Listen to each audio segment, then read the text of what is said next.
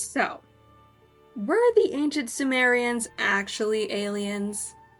Listen, I'm no stranger to the guiles of Giorgio Tsoukalos and a good conspiracy theory or two. And in all honesty, we can't really prove or disprove if ancient cultures did have contact with beings from beyond or not.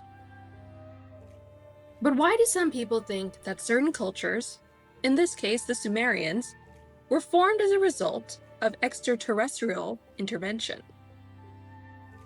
The Sumerians were one of a few societies that thrived in Mesopotamia, a region that bordered the Tigris-Euphrates River and is now part of Turkey, Iraq, Kuwait, and Syria.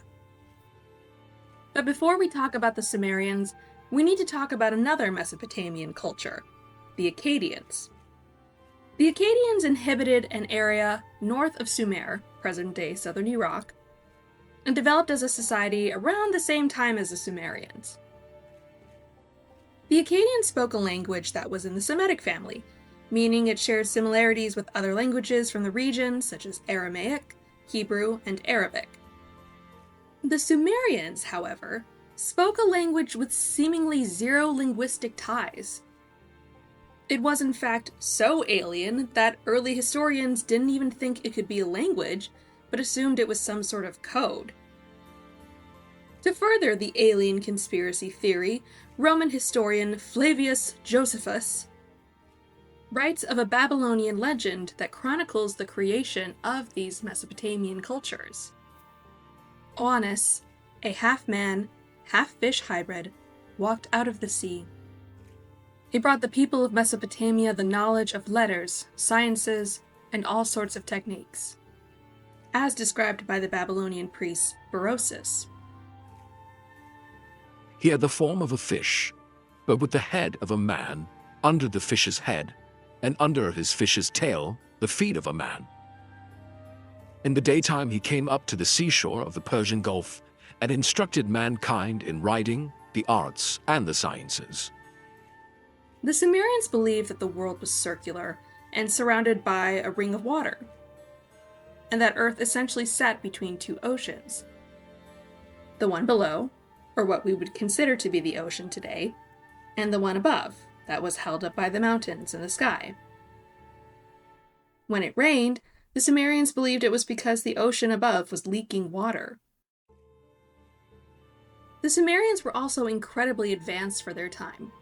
There was no wood where they lived, so they learned to make bricks out of clay, wove reeds together to make structures, and even at some point figured out how to cast metal. They wrote music and literature on clay tablets, and even developed one of the world's first multiplication charts. The Sumerians are even responsible for why an hour is equal to 60 minutes. Their math systems were based on the use of 60 rather than the metric 10. The reason behind this? Sumerians would count by tapping their thumb against the 3 distinct sections of each finger.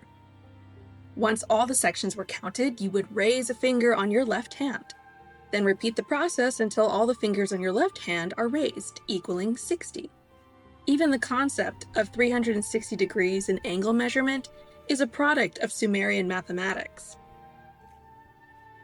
Additionally, the Sumerians were one of the earliest civilizations to move from hunting and gathering to agriculture for sustenance, and to develop a mass irrigation program.